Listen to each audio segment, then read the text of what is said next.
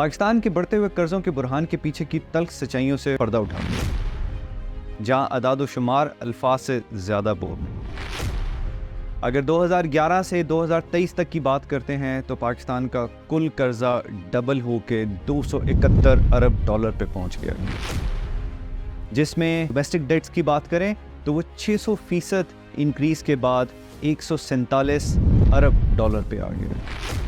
इस वक्त हर पाकिस्तानी 3,21,000 का मकरूज़ है।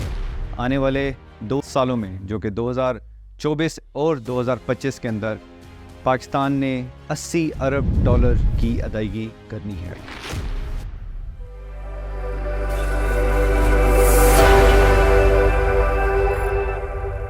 अस्सलाम वालेकुम वरहमतुल्लाहि वबरकातुहू। इकॉनमी और हम के तीसरी एपिसोड के साथ हाजिर खिदमत हैं। आज का हमारा टॉपिक पाकिस्तान डेट क्राइसिस है। हम आज देखेंगे कि कौन से अवामिल हैं जो इसको पुश किए जा रहे हैं और क्या इसके कोई सलूशन है कि नहीं। कर्ज़ों को हम मेनली 2 कैटेगरीज के अंदर डिवाइड करते हैं। एक एक्सटर्नल डेट जो कि बैरूनी कर्ज़े होते हैं और एक इंटरनल डेट जो कि अंदरूनी कर्ज़े होते हैं। बैरूनी कर्ज़े जो होते हैं नॉर्मली डॉलर्स के अंदर लिए जाते हैं या फिर फॉरेन करेंसी के अंदर लिए जाते हैं, और अंदरूनी कर्ज़े जो होते हैं रुपये के अंदर लिए जाते हैं। आइए देखते हैं कि बैरूनी कर्ज़े क्यों लेने की ज़रूरत पड़ती है और अंदरूनी कर्ज़े की लेने की क्यों ज़रूरत पड़ती है। पहले हम बात करें एक्सटर्नल डेट्स की, तो अगर तो हमारे पास हमारी इंपोर्ट्स ज़्यादा हों एक्सपोर्ट से और प्लस रेमिटेंस से, तो ये एक करंट अकाउंट डेफिसिट बनता है, जिसका मतलब ये हो कि हमारे पास डॉलर जितने आ रहे हैं उससे ज़्यादा हमें देने पड़ रहे हैं, जिसके लिए हमें इस गैप को फिल करने के लिए हमें बैरूनी कर्ज़े लेने पड़ते हैं। और अगर हम दूसरी तरफ देखते हैं कि अंदरूनी कर्ज़े, तो अगर हमारे एक्सपेंडिचर्स हमारे रेवेन्यू से बढ़ जाते हैं तो हम लोगों को ये गैप पूरा करने के लिए हमें अंदरूनी कर्ज़े लेने पड़ते हैं जो कि लोकल करेंसी के अंदर होते हैं। इसको हम फिस्कल डेफिसिट कहते हैं। आइए अब देखते हैं कि ये 271 बिलियन डॉलर किसके वाजिबुल अदा है। इस 271 में से 81% गवर्नमेंट ऑफ पाकिस्तान ने देना है और 19% प्राइवेट सेक्टर ने पे करना है। जो गवर्नमेंट ऑफ पाकिस्तान के ज़िम्मे है 81% 220 बिलियन डॉलर की अमाउंट बनती है, जिसको फर्दर अगर डिस्ट्रीब्यूट करें तो हमारे पास इसमें से 84 बिलियन हमने गवर्नमेंट ऑफ पाकिस्तान ने एक्सटर्नल डेट देना है, मतलब फॉरेन करेंसी के अंदर देना है, और 136 बिलियन डॉलर जो कि अमाउंट बनती है वो लोकल करेंसी के अंदर देनी है। As compare to the private sector, इसमें हमारे पास 40 बिलियन बनते हैं एक्सटर्नल डेट के और 11 बिलियन बनते हैं इंटरनल डेट के। अब ये कैसे पता लगाया जाए कि ये जो कर्ज़ा है 271 अरब डॉलर या फिर गवर्नमेंट ऑफ पाकिस्तान के ज़िम्मे जो 220 बिलियन डॉलर है, ये ज़्यादा है कम है। इसको कंपेयर करने के लिए या इसको मेजर करने के लिए एक दूसरा मैकेनिज़्म यूज़ किया जाता है जो कि है जीडीपी के साथ कंपेयर किया जाता है। कितने % जीडीपी का लोन इस वक्त स्टैंड कर रहा है। इस वक्त गवर्नमेंट ऑफ पाकिस्तान का लोन देखते हैं तो वो 74% के अराउंड इस वक्त टोटल जीडीपी का लोन है। जीडीपी जैसे हम लोग पिछले अपने एपिसोड में बता चुके हैं कि जीडीपी जो टोटल सर्विसेज और गुड्स एक साल में प्रोड्यूस करता है कोई कंट्री, उसको कहा जाता है। क्या ये 74% अच्छा है बुरा है, इसको देखने के लिए इस चार्ट के ऊपर आप नज़र डाल सकते हैं कि जहां आप हमारे नेबरिंग कंट्रीज़ हैं इनका GDP loan to GDP ratio बताया गया है। जिस तरह इंडिया के अगर हम देखें तो 81% है, और श्रीलंका इस वक्त 114% के ऊपर है, और ईरान अराउंड 31%, इजिप्ट जो है 92%, और अगर हम लोग साउथ अमेरिका साइड पे चले जाएं तो ब्राज़ील 88% है। आइए अब हम देखते हैं ये एक्सटर्नल डेट और इंटरनल डेट हमने लिए किन से हैं। सबसे पहले एक्सटर्नल डेट की बात करते हैं, तो जैसा आप अपनी स्क्रीन पे देख भी सकते हैं 2011 से 2023 तक के दरमियान में ये एक्सटर्नल डेट ऑलमोस्ट डबल हो गया, जो कि 66 बिलियन से 124 बिलियन हो गया। इसका अगर कंपोजिशन देखें 2023 के अंदर, तो सबसे ज़्यादा हम लोगों ने जो पैसे देने हैं वो वर्ल्ड बैंक के, एशियन डेवलपमेंट बैंक के, और एशियन इंफ्रास्ट्रक्चर इन्वेस्टमेंट के, और इस्लामिक डेवलपमेंट बैंक के हम लोगों ने देने। और इस एक्सटर्नल डेट के अंदर दूसरा जो सबसे बड़ा हमारा पोर्शन है वो 19% का है, जो कि है बायलैटरल लोन। बायलैटरल होता है जो कि किसी कंट्री से किसी सिक्योरिटी के अगेंस्ट लिया जा रहा होता है। इसमें सबसे ज़्यादा हमने जो अमाउंट है वो चाइना की पे करनी है, जो कि $14.8 बिलियन है, जो कि 58% ऑफ दिस अमाउंट बनती है।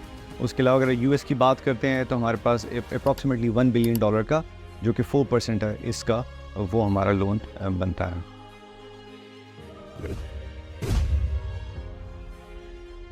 पाकिस्तान के डोमेस्टिक डेट्स देखते हैं जो 2011 से 2023 तक 600% इंक्रीज़ कर चुके हैं। अगर हम 2023 में इन डेट्स की स्प्लिट देखें तो सबसे बड़ी अमाउंट जो है हमने पाकिस्तानी इन्वेस्टमेंट बॉन्ड के अगेंस्ट पे करनी है, जो कि गवर्नमेंट अपनी सिक्योरिटी रोल करती है और उसके अगेंस्ट फंड ले रही होती है। आगे चलते हुए अब ये देखते हैं कि ये कर्ज़े हम लोगों ने वापस कब करने हैं।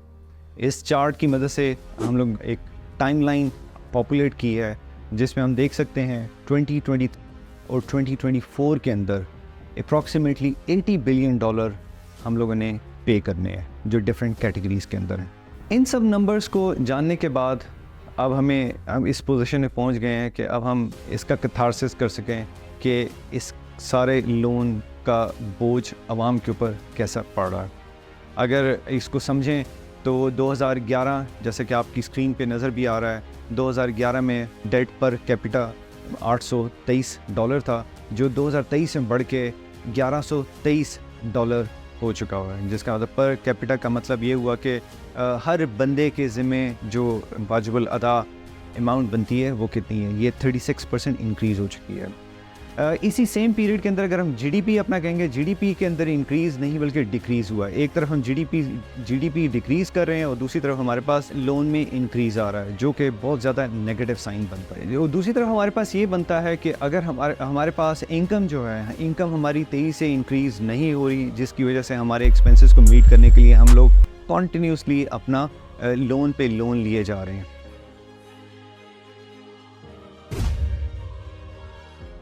क्या वाकई इसका कोई सलूशन है? एब्सोल्युटली इसका कोई शॉर्टकट नहीं है। इसकी लॉन्ग टर्म प्लानिंग की ज़रूरत है। जैसा कि हमारी इकॉनमी कंजम्पशन बेस इकॉनमी है, इसको कंजम्पशन बेस को चेंज करके इसकी सप्लाई साइड के ऊपर हमें देखना पड़ेगा, रादर देन हमने सिर्फ और सिर्फ डिमांड साइड को देखा। हम लोग डिमांड, गुड्स की डिमांड्स होती है और वो उसी को उसको पूरा करने के लिए हम लोग लोन पे लोन लिए जा रहे होते हैं। तो हमें अपने आप को स्पेंडिंग मोड से निकाल के हमारे पास प्रोडक्शन के मोड में लाना पड़ेगा, जिसका मतलब हुआ कि हमारे इकॉनमी के अंदर गुड्स एंड सर्विसेज जब तक प्रोड्यूस नहीं होंगी तो ये लोन भी बढ़ेगा, जो कि इन्फ्लेशन से पुश हो रहा है। तीसरा अगर हम बात करें तो हमारे पास हमें अपने एक्सपेंसेस को रिड्यूस करना पड़ेगा, क्योंकि हर दफ़ा हम लोग अपने रेवेन्यू कम होने की वजह से एक्सपेंसेस को मीट करने के लिए हम लोग लोन ले रहे होते हैं, और लोन जो होता है वो एडिशनल टैक्सेस से हम लोग पूरे गवर्नमेंट टैक्सेस लेती है और टैक्सेस अप्लाई होते हैं, तो इनकम स्क्वीज़ हो रही होती है, दैन इकॉनमी श्रिंक हो रही होती है। अगर हम एडिशनल प्रोडक्शन की तरफ नहीं जा रहे होंगे, इंडस्ट्रियल सेक्टर के ऊपर इन्वेस्टमेंट नहीं हो रही होगी, दैन फिर हमारे पास ये विशियस साइकिल कॉन्टीन्यूसली चलता रहेगा। और अगर हम चौथे पॉइंट की बात करें, हमें टैक्स टू जीडीपी रेशियो जो है ये इसको इंक्रीज़ करने की अशद ज़रूरत है। इस वक्त हमारा टैक्स टू जीडीपी रेशियो 9.1% है, जो कि इवन हमारे नेबरिंग कंट्री से बहुत ज़्यादा कम है। और लास्टली, कोई भी गवर्नमेंट कोई भी पॉलिसी अगर अनाउंस करती है उसकी कंटिन्यूशन होनी चाहिए, क्योंकि कंटिन्यूशन ऑफ द पॉलिसी एक अकेली चीज़ है जो कि श्योरिटी देती है कि इन्वेस्टर्स जो हैं वो आएँ, अपनी अमाउंट इन्वेस्ट करें, और वो जो ROI एक्सपेक्ट कर रहे होते हैं फ्यूचर के लिए तो वो लेके जा सकें, और वो एक चेन बनाते हैं फर्दर इन्वेस्टमेंट के लिए।